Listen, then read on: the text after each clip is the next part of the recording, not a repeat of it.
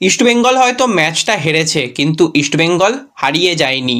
AFC women's champions লিগের বড় match defending চ্যাম্পিয়নদের মুখোমুখি হয়েছিল ইস্টবেঙ্গল। হ্যাঁ, আজকে ইস্টবেঙ্গলের দিন নয়, কিন্তু ইস্টবেঙ্গল এশিয়ার মঞ্চে যে পারফরমেন্সটা তুলে ধরেছে মনে রাখার মতন। তার সাথে কথা বলতেই হবে, ভারতীয় ফুটবল একদম ফিনিশ, এই শব্দটা এবার বলার সময় এসে গেছে। তো সেই নিয়েও আলোচনা রয়েছে, সিনিয়র ফুটবল দল নিয়েও কথা বলার রয়েছে। ভিডিও তাই প্রথম থেকে শেষ পর্যন্ত দেখো। ভিডিও ভালো লাগলে লাইক শেয়ার করে দিও, আর চ্যানেলে প্রথমবারের জন্য এলে সাবস্ক্রাইব করে নিও। তো চলো আর দেরি না করে ভিডিও শুরু করা যাক। তো শুরুতেই যদি আমরা কথা বলি আজকে ইস্টবেঙ্গলের মহিলা দল নিয়ে, তো আজকে ইস্টবেঙ্গলের মহিলা দল 2-0 গোলে এই চীনের যে বড় দল তাদের বিরুদ্ধে আজকে ম্যাচ হেরেছে। যদি আমরা খেলার কথা বলি, আমার চোখে ইস্টবেঙ্গল খুব ভালো পারফরমেন্স করেছে। একটা AWCL চ্যাম্পিয়ন দল ডিফেন্ডিং চ্যাম্পিয়নদের বিরুদ্ধে যে ফাইটটা দিয়েছে, তারা তাদের ঘরের মাঠে হোম সাপোর্ট, তাদের মাঠ পরিবেশ সব কিছু চেনা। তো সেখানে ইস্টবেঙ্গলের লড়াই সত্যি মনে রাখার মতন, ইস্টবেঙ্গলের লড়াই অসাধারণ ছিল।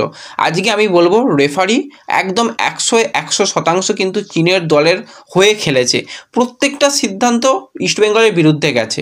হালকা বডি পুশ করলেই সঙ্গে সঙ্গে বাঁশি বাজানো ইত্যাদি ইত্যাদি হচ্ছে, আর ইস্টবেঙ্গলের প্লেয়ারদের যখন মারধর করা হচ্ছে তখন ওসব কোনো ব্যাপার নয়, চালিয়ে যাও চালিয়ে যাও। তো এটা আমরা দেখেছি যে আমাদের ইন্ডিয়ার কোনো ক্লাব যখনই তারা এশিয়ার মঞ্চে খেলতে যায়, সেটা ইস্টবেঙ্গল নয়, বাদবাকি যে কোনো ক্লাব গেলে তারা কিন্তু যথেষ্ট সেখানে রেফারিদের মানে চাপে থাকে। রেফারিরা কিন্তু সেই দলগুলোকে বেশ চাপে রাখে, সেটাই আজকে ইস্টবেঙ্গলকে করা হয়েছে। এবং তোমাদের বলেইছিলাম এই ম্যাচটা ইস্টবেঙ্গলের পক্ষে জেতা খুবই কঠিন কাজ। যদি ম্যাচ থেকে একটা পয়েন্ট আসে তো অবশ্যই ইস্টবেঙ্গল পরের রাউন্ডে কোয়ালিফাই করবে। তাহলে আজকে ইস্টবেঙ্গল ম্যাচ হেরে গেল, তাহলে কি ইস্টবেঙ্গল পরের রাউন্ডে যেতে পারবে না? না, সেরকম ব্যাপার নয়। ইস্টবেঙ্গল এরপরেও পরের রাউন্ডে যেতে পারবে, কিভাবে যাবে সেটা পরে কথা বলছি। তো ম্যাচ নিয়ে যদি কথা বলি, প্রথমে ওপেন প্লে থেকে একটা গোল আসে। দ্বিতীয় গোলটা যেটা হয় সেটা হচ্ছে পেনাল্টি থেকে। এবার দেখো VAR কলে অবশ্যই যেটা সিদ্ধান্ত দেওয়া হয়েছে, আমি তো সঠিক সিদ্ধান্ত বলে মনে করছি, অবশ্যই জেনুইন পেনাল্টি ছিল, সেখান থেকে পেনাল্টি দেওয়া হয়েছে। তো আমাদের গোলকিপার আজকে ভিলেন হয়ে গিয়েছিল, ওই পেনাল্টিটা গোলকিপারের ভুলেই হয়েছে, কিন্তু আমাদের গোলকিপার আজকে ম্যাচের শেষে হিরো হয়ে গেল।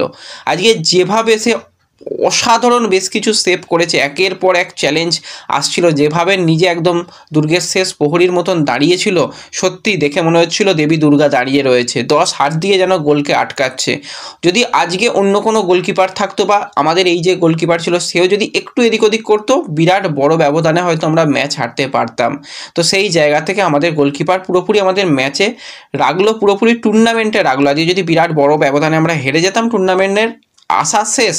কিন্তু না, আশা এখনও রয়েছে। বললাম না, টুর্নামেন্টে এখনও আমরা কিছু করতে পারি। আমরা যদি পয়েন্ট টেবিলের দিকে তাকাই, তো হুয়াং তারা কিন্তু 4 পয়েন্ট +2 গোল ডিফারেন্স নিয়ে পয়েন্ট টেবিলের 1 নম্বর পজিশানে রয়েছে। ইস্টবেঙ্গল কিন্তু 3 পয়েন্ট নিয়ে 0 গোল ডিফারেন্স নিয়ে পয়েন্ট টেবিলের 2 নম্বর পজিশানে রয়েছে। বাম খাতুন তারা 3 পয়েন্ট -1 গোল ডিফারেন্স নিয়ে 3 নম্বর পজিশানে, এবং শেষ দল নাসাপ তারা রয়েছে 1 পয়েন্ট নিয়ে -1 গোল ডিফারেন্স নিয়ে, তারা কিন্তু রয়েছে একদম 4 নম্বর পজিশানে। ইস্টবেঙ্গল শেষ ম্যাচ খেলবে কিন্তু নাসাপের বিরুদ্ধে। তো ম্যাচ জিতলে তো কোনো চিন্তা নেই, ইস্টবেঙ্গল লাফিয়ে লাফিয়ে কোয়ালিফাই। ম্যাচ যদি কোনোভাবে ড্র হয়, সেক্ষেত্রেও ইস্টবেঙ্গল কিন্তু কোয়ালিফাই করে যাবে গ্রুপের সেকেন্ড বেস্ট টিম হিসাবে। কারণ অপরদিকে ম্যাচ রয়েছে বাম খাতুনের সঙ্গে, যদি আমরা বলি তো অবশ্যই সেক্ষেত্রে কঠিন ম্যাচ হবে। কিন্তু কারণ তারা অবশ্যই ফেভারিট হিসাবে নামবে, এবং তারা বলতে পারো 4 পয়েন্ট যেহেতু হয়ে গেছে, গোল ডিফারেন্স ভালো রয়েছে, তারা যদি মানে বড় ব্যবধানে হারে, যেটা অসম্ভব কার্যত, তবেই তারা গ্রুপের সেকেন্ড বেস্ট টিম হবে। তো সেক্ষেত্রে ফার্স্ট বেস্ট টিম হিসাবে বাম খাতুন হবে। তাহলে বাম খাতুনকে অন্তত ধরে রাখো 4 গোলের ব্যবধানে জিততে হবে, সেটা ফুটবলে অসম্ভব ব্যাপার, কারণ বাম খাতুন আর হুয়াংয়ের মধ্যে যতটা পার্থক্য রয়েছে। তো সেক্ষেত্রে ইস্টবেঙ্গলের কাছে এখনও অনেকটা সুযোগ রয়েছে।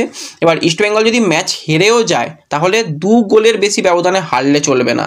যদি -2 মানে হয়ে যায় আরও বেশি, তাহলে চাপ হয়ে যাবে -2 এর বেশি হলে। তো 2 গোলের ব্যবধানেও যদি হারে, তাহলে কিন্তু 3rd প্লেস টিম হিসাবে কোয়ালিফাই করতে পারে। সেটা কথা ভাবার না চিন্তা করাই ছেড়ে দাও।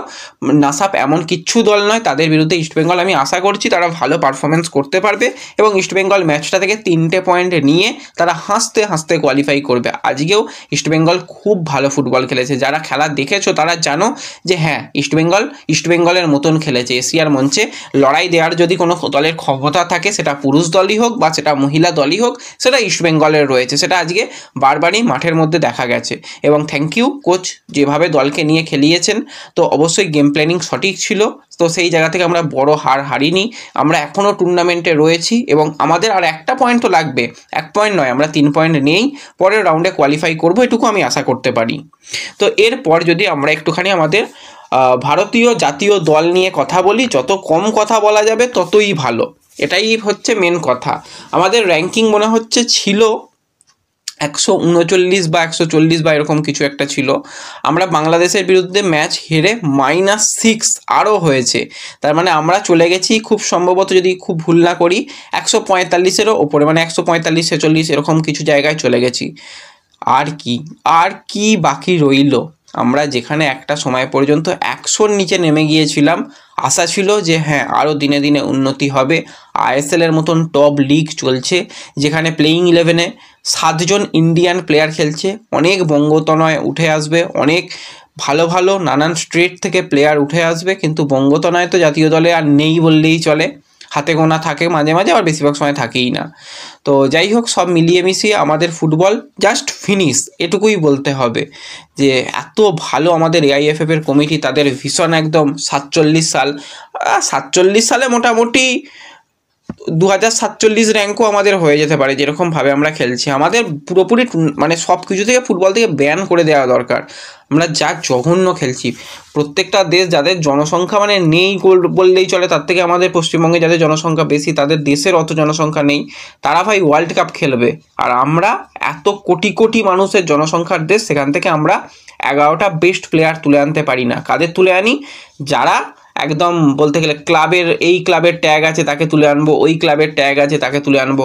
যে ট্যালেন্ট, সেই ট্যালেন্ট তোলার লোকের অভাব হবে না, এটা আর হওয়ার কিছু নেই, এটা একদম জাস্ট পচে গেছে, আলুর বস্তার প্রত্যেকটা আলুই পচে গেছে। তো এই প্লেয়ারদের তো দোষ রয়েছে, কোচেরও কম বেশি সব কোচেরই দোষ ছিল। খালেদ জামিল কি করবে? খালেদ জামিলকে শুধুমাত্র রাখা হয়েছে, ওই বিদেশি কোচ হলে কথা হবে অনেক বেশি, দেশীয় কোচ তবু বলা যাবে সময় দিন। খালেদ জামিল আদৌ স্যালারি পাবে কিনা সেই নিয়েই বড় ডাউট রয়েছে আমার মধ্যে। তো ওভারঅল খুব খারাপ পরিস্থিতি, মানে মুখে বলার ভাষা নেই, যা পরিস্থিতি খারাপ। তো খালেদ জামিলও আমার মনে হয় না খুব বেশি দিন কোচ পদে থাকবে, সে খুব তাড়াতাড়ি হয়তো রিজাইন দিয়ে সেও বেরিয়ে যাবে, কারণ সব কিছু একটা সেটিং করা আছে, আমার এই প্লেয়ারকে লাগবে, ওই প্লেয়ারকে লাগবে, ভালো ভালো প্লেয়াররা তো সুযোগ পাবে না, আর কিছু কিছু দল আবার জাতীয় দল আবার প্লেয়ারও ছাড়বে না। এইসব ব্যাপার অতীব খারাপ, কিছু বলার নেই। তো এর মাঝখানে যদি আমরা একটুখানি ইস্টবেঙ্গলের সিনিয়র দলকে নিয়ে কথা বলি, তো জাতীয় দলের ম্যাচ খেলার পর এবার কিন্তু জয় গুপ্তা, এডমন্ড এবং নাওরে মহেশ সিং তারা আজ থেকে ইস্টবেঙ্গলের অনুশীলনে যোগ দিল। এখনও পর্যন্ত আনোয়ার আলী আসেনি, কয়েকদিন রেস্ট নিয়ে সেও কিন্তু খুব তাড়াতাড়ি 2-3 দিনের মধ্যেই হয়তো সেও যোগদান করবে। এটা গেল ইস্টবেঙ্গলের সিনিয়র দলের কথা। এবং ইস্টবেঙ্গল যে টুর্নামেন্টটা খেলবে গভর্নর গোল্ড কাপে যদি আমরা কথা বলি, তো 25শে নভেম্বর কিন্তু ইস্টবেঙ্গল তারা মুখোমুখি হবে সার্ভিসেস ফুটবল দলের বিরুদ্ধে। তাদের কিন্তু খেলতে হবে এই যে ম্যাচটা, এবং এই ম্যাচটা তারা অবশ্যই ভালো একটা ম্যাচ খেলবে এবং ম্যাচ দেখা যাবে SSEN মোবাইল অ্যাপ্লিকেশনে। তাই তারা এখনও সাবস্ক্রিপশন নেওনি ভাই, 49 টাকা সাবস্ক্রিপশন আজ পর্যন্ত রয়েছে, পারলে নিয়ে রাখো, আর তা নাহলে আবার দাম বেড়ে গেলে বলো না যে দাদা দাম বেড়ে গেছে। তো ব্যাস এই আপডেটগুলোই দেওয়ার ছিল। ভিডিও ভালো লাগলে লাইক শেয়ার করে দিও, চ্যানেলে প্রথমবারের জন্য এলে সাবস্ক্রাইব করে নিও। দেখা হবে পরবর্তী ভিডিওতে, ধন্যবাদ।